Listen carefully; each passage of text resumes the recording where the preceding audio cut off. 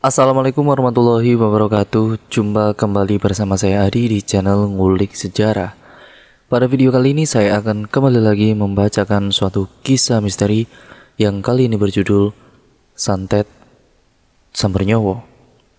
Cerita pada kali ini masih tetap ditulis oleh Mas Restu Wiratmaja. Nantinya kalian juga bisa mengunjungi thread beliau secara langsung ya teman-teman. Dan pada video kali ini, cerita kali ini merupakan kelanjutan dari cerita dari Santet Tembes Kelor. Jadi apabila kalian belum menonton Santet Tembes Kelor, saya sarankan untuk kalian menontonnya terlebih dahulu agar kalian mengerti keseluruhan alur ceritanya. Yuk daripada kita lama-lama, kita langsung saja menuju ke ceritanya. Perhatikan baik-baik dan simak baik-baik karena ceritanya akan segera saya mulai.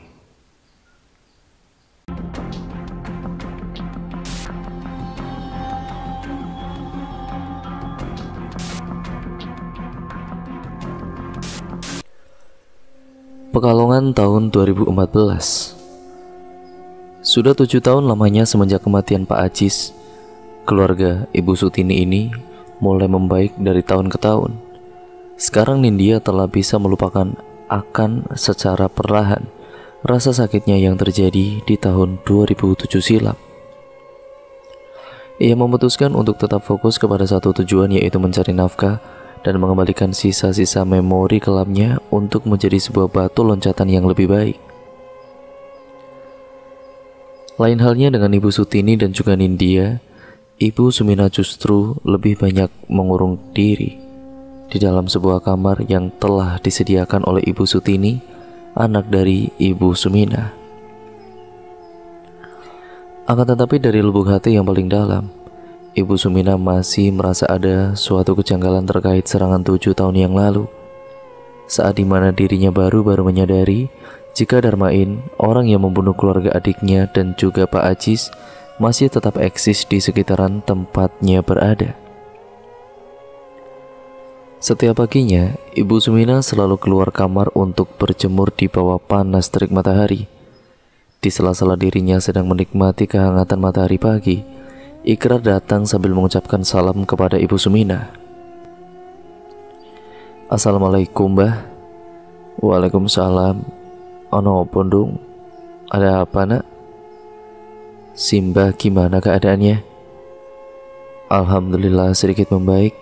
Gimana kabarmu? Alhamdulillah, Mbah. Aku dan keluargaku baik-baik saja. Alhamdulillah, syukurlah kalau begitu. Ada perlu apa datang kemari? Ikrar mau menanyakan sesuatu kepada Simbah terkait Darmain. Ibu Sumina langsung terdiam saat nama Darmain disebutkan di hadapannya.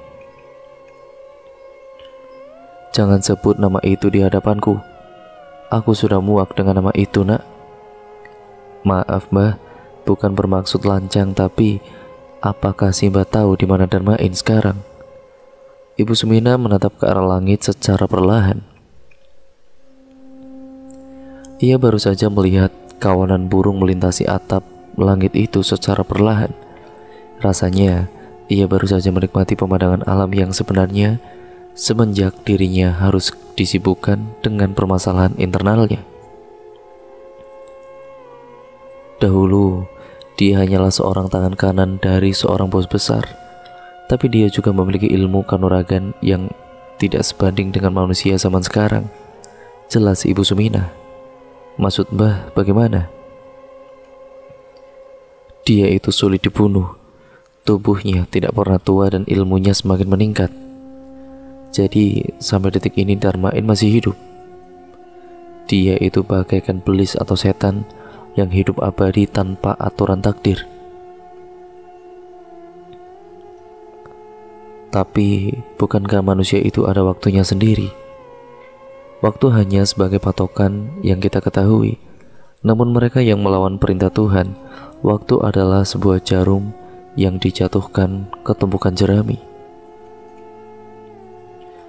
Dengan begitu, Ikrar dapat menyimpulkan bahwa ketika tahun 1990, saat Pak Cokro, tuan dari Darmain, meninggal dunia, dia masih tetap utuh abadi karena ilmu kanuragan yang dimiliki olehnya. Kekuatan ilmu kanuragan yang dimiliki oleh Darmain tidak lepas dari tempatnya berasal, yaitu daerah B, dan tempat yang sekarang ditempati, yaitu daerah P. Kedua daerah tersebut memiliki benang merah yang saling berhubungan, di mana para dukun di sana sudah terbiasa untuk berkamuflase dan bercampur layaknya masyarakat biasa. Tidak heran jika kasus santet di daerah P lebih banyak dibanding daerah lain selain daerah B. Konon katanya orang yang memiliki kemampuan berkamuflase seperti ini adalah orang-orang yang memang sedang melacak para korbannya di setiap saat, baik dalam kondisi pagi hari, siang, ataupun malam. Mereka semua bagaikan algojo yang mencari tumbalnya dengan cara apapun. Ketika ada salah satu korbannya yang berjalan secara bebas di pinggiran jalan, maka dia sudah dijadikan target dengan waktu yang sangat cepat. Terlebih lagi, mereka tidak memiliki rasa ampun terhadap satu sama lain, apalagi dalam masalah bisnis dan dendam.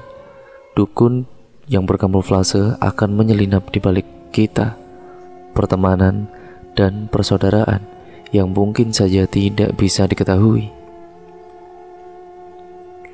Karena sifat dan juga karakter mereka benar-benar tidak bisa ditebak satu sama lain, Ikrar sebenarnya masih belum menerima ketika kasus yang terjadi kepada kakaknya merupakan sebuah naluri, yaitu naluri balas dendam 27 tahun yang lalu. Ia sendiri tidak mengetahui sedikit pun terkait masa lalu yang dialami oleh Ibu Sumina saat itu. Yang Ikrar ketahui, saat itu Ibu Sumina hanya melindungi Romo.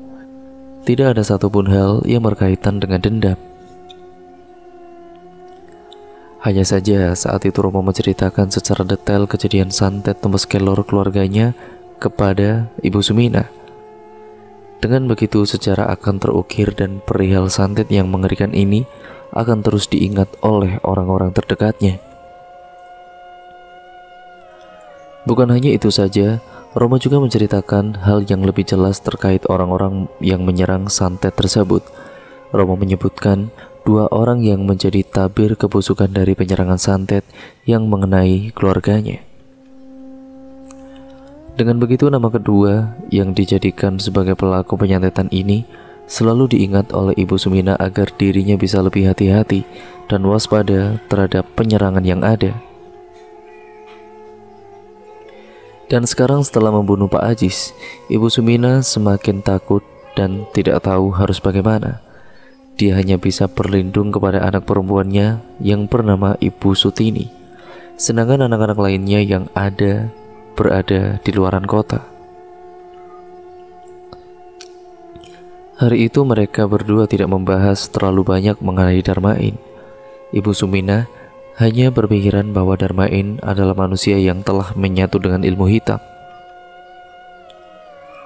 sehingga kehadirannya merupakan sebuah ancaman yang nyata bagi semua orang yang ada di sekitarnya. Belum lagi kehadiran Darmain sendiri benar-benar telah menjadi bukti akan pembalasan dendam yang telah lama terkubur. Tuannya yaitu Cokro adalah bukti dari pembalasan dendam yang akan terus diingat hingga bisa membunuh seluruh keluarga lainnya. Mengenai kematian Cokro sendiri, banyak spekulasi yang berkembang. Kabarnya saat kematian Pak Suryo dan juga Karyo, Mbah Sumerep melemparkan santet yang masih berada di sekitaran rumah milik Romo, dan Mbah Sumerep sengaja yang membantu pemakaman keduanya. Masing-masing dari mereka diberi jarak antara badan dan juga posisi tanah agar tidak saling menyentuh. Lalu Mbah Sumerep juga melemparkan ayam berwarna putih untuk berlari ke arah pelaku dari santet tersebut. Dan benar saja 10 tahun kemudian Pak Cokro meninggal dunia. Jika memang Pak Cokro meninggal dunia karena sakit, maka mungkin Darmain akan membalaskan dendam ke keluarga lainnya seperti Ibu Sumina dan juga para mantunya. Itu berarti Darmain saat itu melarikan diri ke daerah lain agar dirinya tidak bisa terdeteksi ataupun dideteksi oleh Mbah Sumerep, dikarenakan dia telah mengetahui terlebih dahulu jika Mbah Sumerep lah yang mengembalikan santet itu sendiri. Lalu perihal penyebab gila Mbah Sumerep dan Romo, keduanya terikat oleh satu ajian yang diyakini sebagai sebuah ajian yang mengerikan, di mana keduanya terkena ajian tali mongso atau ajian yang mengikat para korbannya hingga meninggal dunia. Ajian ini memiliki bentuk seperti ular yang melilit seluruh tubuh korbannya hingga menjadikan korbannya merasa kesakitan di tiap waktu. Lalu ajian ini juga bisa membuat korbannya hilang ingatan ataupun gila. Ya, karena sifat dari ajian ini sendiri adalah menghancurkan secara perlahan sisa-sisa dari korban itu sendiri. Selain itu, mereka yang terkena ajian ini akan merasa seluruh tubuhnya akan merasakan sakit tanpa sebab dan benar-benar dalam kondisi yang tidak bisa diketahui, kecuali oleh orang-orang yang benar merasakan dan paham akan energi negatif yang terpancar dari ajian ini sendiri. Dalam menanggulangi ajian ini, ada beberapa cara yang memang harus dilakukan. Ibu Sumina mengatakan, ajian ini benar-benar akan terlepas dari tubuh korbannya jika si korban sendiri melakukan ibadah secara ikhlas dan sabar. Selain itu juga, ia juga harus memiliki hati yang bersih dan pikiran yang jernih. Karenanya ajian ini bukanlah sembarangan untuk bisa dipatahkan. Banyak orang yang terikat oleh ajian ini hingga bertahun-tahun lamanya karena dibawa ke tempat yang salah seperti dukun atau orang yang menganut ilmu hitam. Ajian ini akan semakin kuat jika korbannya dibawa ke tempat yang memiliki energi ilmu hitam atau energi negatif dengan taraf yang cukup tinggi. Akhirnya ilmu hitam adalah makanan bagi ajian ini sendiri. Tidak banyak dari mereka yang justru terjebak dari rayuan para dukun yang berkamuflase yang sering menawarkan banyak hal terkait cara melepaskan bentukan ajian seperti ini. Pada akhirnya orang yang terkena ataupun mendapat serangan ajian ini, mereka akan diserang oleh beberapa hal yang sangat mengerikan. Di antaranya adalah rasa putus asa yang berlebihan, yang kedua adalah depresi yang berkepanjangan, yang ketiga kurangnya semangat diri untuk bertahan hidup, yang keempat keinginan untuk mengakhiri hidupnya. Karena itu Ibu Sumina sendiri menilai bahwa ketika Romo terkena ajian ini, dirinya berada di fase kurangnya semangat diri untuk bertahan hidup. Hal lain yang menjadi penyebab dari faktor utama dari ajian itu sendiri adalah meningkatnya rasa was-was dari diri Romo, sehingga dia tidak bisa menanggulangi dan juga menyeimbangkan sesuatu yang mempengaruhinya. Pada akhirnya Romo adalah salah satu korban dari banyaknya korban yang bisa dibilang beruntung karena masih diberikan kehidupan walau dalam kondisi yang sangat mengenaskan. Kita kembali lagi ke Darmain. Menurut Ibu Sumina, Darmain memiliki banyak sekali ilmu kanuragan yang ia dapatkan secara bertahap.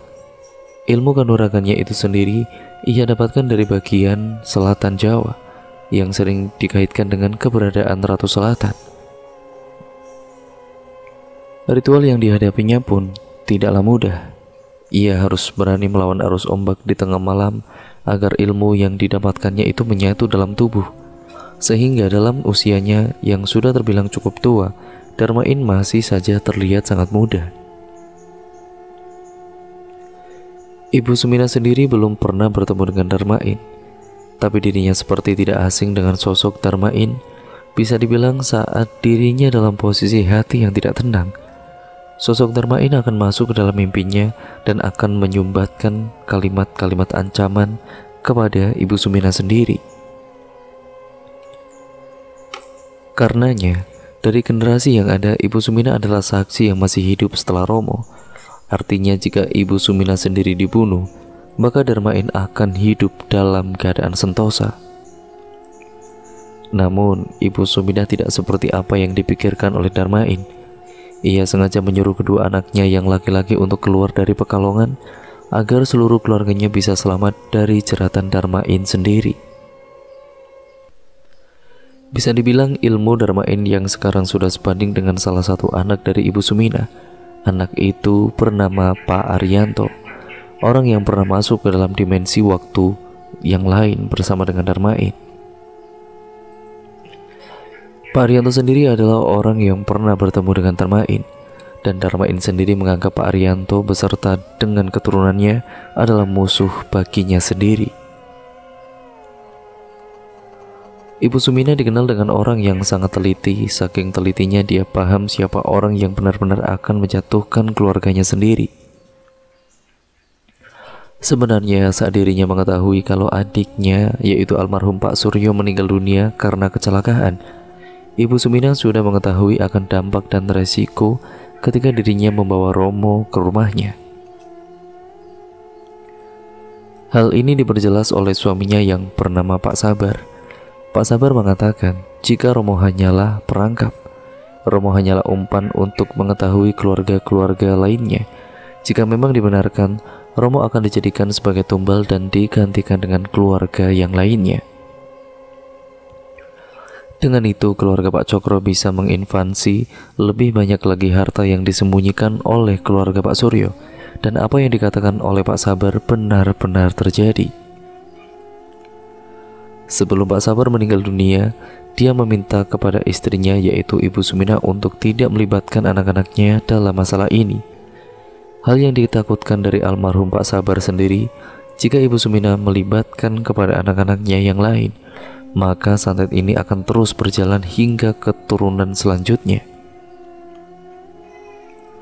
Alhasil mereka yang hidup dalam ketidaktahuan akan dunia semacam ini, mereka akan menjadi beban dalam kehidupannya sendiri.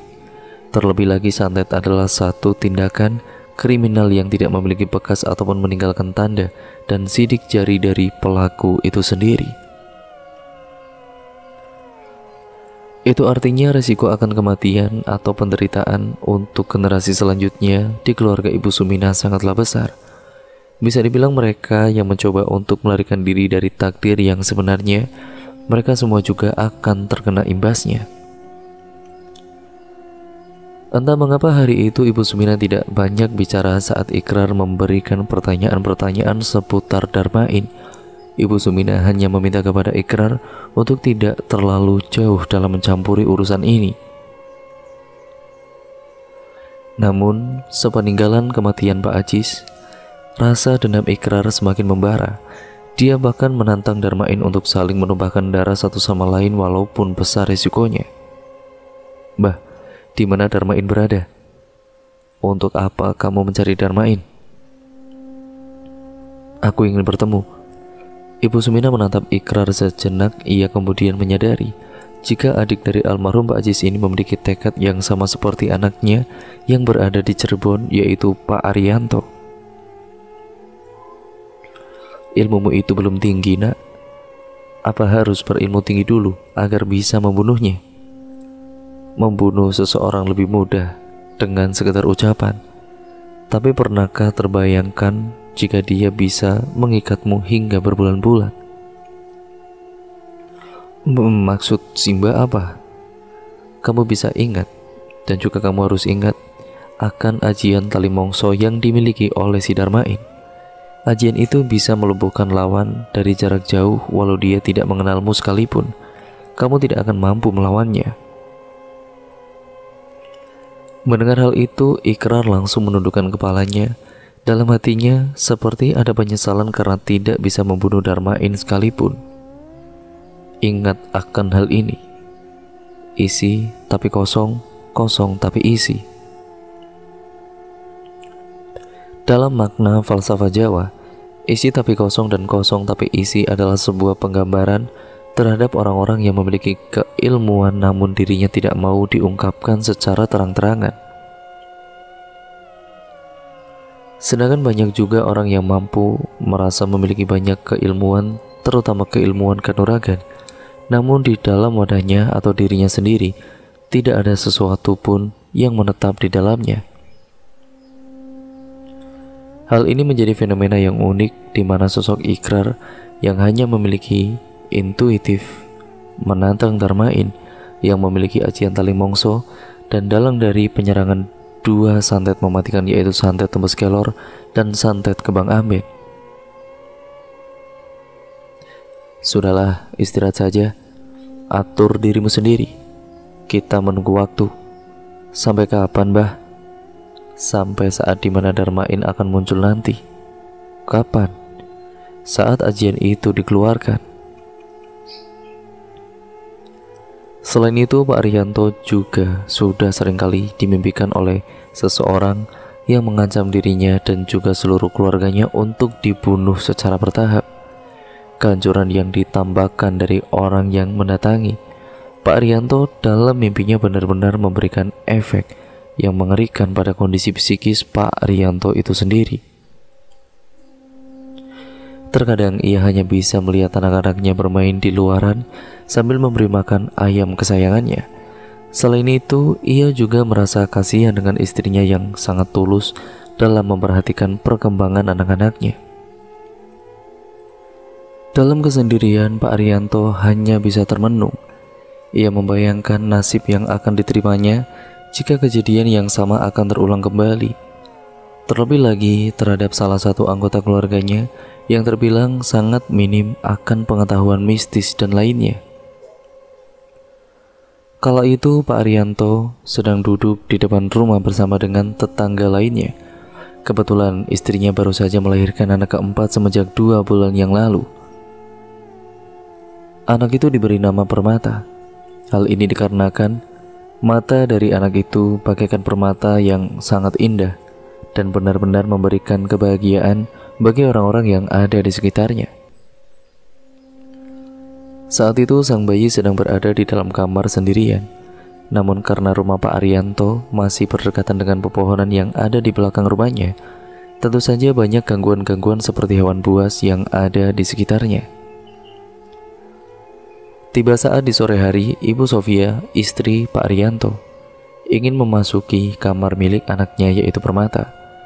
Namun saat dirinya masuk ke dalam kamar, Ibu Sofia mendengar suara desisan ular yang begitu jelas. Ibu Sofia pun kemudian mencari sumber suara itu. Dia pun mengecek seluruh ruangan di kamar anaknya. Namun saat dirinya sedang mengecek di sekitaran tubuh Permata, tiba-tiba suara desisan ular itu berada di sekitaran selimut yang membaluti tubuh Permata. Dengan cepat Ibu Sofia mengangkat tubuh Permata. Saat Ibu Sofia mengangkat tubuh Permata, ia terkejut melihat 2 ekor ular yang saling melilit satu sama lain di antara selimut yang menutupi tubuh Permata. Melihat hal itu, Ibu Sofia pun langsung berteriak dengan kencang sambil memanggil-manggil nama Pak Arianto. Mas, ada ular mas. Pak Arianto bersama dengan teman-temannya langsung masuk ke dalam kamar anaknya dan melihat 2 ekor ular yang hendak mengarahkan serangannya kepada istrinya.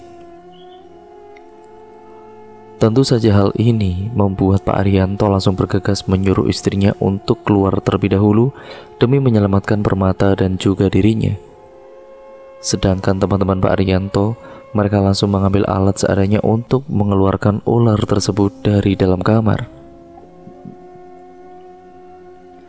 Ular itu berjenis ular weling yang konon dapat membunuh seseorang dengan cepat. Setelah mengamankan Ibu Sofia dan Permata, Pak Arianto pun masuk kembali ke kamar Permata dan membantu teman-temannya untuk mengeluarkan ular tersebut dari rumah. Kurang lebih hampir 15 menit akhirnya Pak Arianto berhasil mengeluarkan 2 ekor ular tersebut. Singkat ceritanya, para warga sudah ramai di luaran rumah. Banyak dari mereka yang penasaran akan keributan yang terjadi di rumah Pak Arianto yang disebabkan oleh ular tersebut. Setelah ular itu dikeluarkan, Pak Arianto berinisiatif membuat lubang yang digunakan untuk membakar ular tersebut. Awalnya para tetangga dan teman-temannya tidak setuju jika ular tersebut dibakar. Namun Pak Arianto sendiri sudah mengira kalau ular ini bukan ular sembarangan dan ular ini adalah bentuk dari serangan yang dilakukan oleh seseorang untuk keluarganya. Akhirnya Pak Arianto pun langsung menggiring ular tersebut untuk masuk ke dalam lubang yang dibuatnya sedalam 1 hasta. Bersamaan dengan itu, Pak Arianto langsung menyirami ular tersebut dengan menggunakan minyak tanah dan langsung membakarnya. Saat Pak Arianto membakar ular tersebut, tiba-tiba Ia mendengar sesuatu seperti suara teriakan meminta tolong dari dalam lubang tersebut. Suaranya lirih tapi sedikit jelas. Pak Arianto tidak tahu apakah suara meminta tolong tersebut benar-benar memang dari ular tersebut atau memang sekedar sesuatu yang bisa membuat bingung dirinya sendiri. Setelah ular tersebut sudah hangus dan terbakar, Pak Arianto pun segera mengubur ular tersebut dan menyiraminya dengan sebuah air yang telah dibacakan doa. Tujuannya adalah agar ular tersebut tidak datang kembali, yang eksistensinya sendiri bisa mengancam seluruh keluarganya yang ada di rumah. Dan beruntungnya tidak ada satupun tanda kalau ular tersebut datang kembali. Namun saat malam harinya, Pak Arianto tidak bisa tertidur. Ia seperti masih mengingat sesuatu yang mengganjal dalam dirinya sendiri. Hal ini dikarenakan ular adalah hewan yang dilambangkan sebagai suatu petaka atau berita yang ingin diterima oleh seseorang. Jika ular tersebut benar-benar ingin memberi pesan, berarti akan ada sesuatu yang akan terjadi pada Pak Arianto itu sendiri. Dan cerita pun akhirnya bersambung ke part yang selanjutnya ya teman-teman, yaitu part yang kedua. Jadi apabila kalian penasaran dengan cerita ataupun kelanjutan ceritanya, ya kalian terus nantikan kelanjutan ceritanya ya teman-teman, hanya di channel ini tentunya. Untuk kalian yang belum subscribe channel ini ya teman-teman, dan juga nyalakan tombol lonceng notifikasinya agar kalian terus mendapatkan notifikasi video terbaru selanjutnya dari channel ini. Dan jangan lupa untuk kalian like, komen, dan share video kali ini sebanyak-banyaknya agar channel ini bisa berkembang menjadi channel yang jauh lebih baik lagi. Untuk info kalian semua, bahwa cerita pada kali ini merupakan kelanjutan dari cerita-cerita yang sebelumnya yang dibawakan oleh Mas Restu Wiratmaja juga ya teman-teman. Jadi untuk kalian yang belum menonton Santet Mas Kelor dan juga Santet Kembang Amben, saya sarankan untuk kalian menontonnya terlebih dahulu agar kalian mengerti keseluruhan alur ceritanya dari cerita awal sampai cerita yang saat ini. Sekian, terima kasih, sampai berjumpa di video yang selanjutnya ya teman-teman. Wassalamualaikum warahmatullahi wabarakatuh.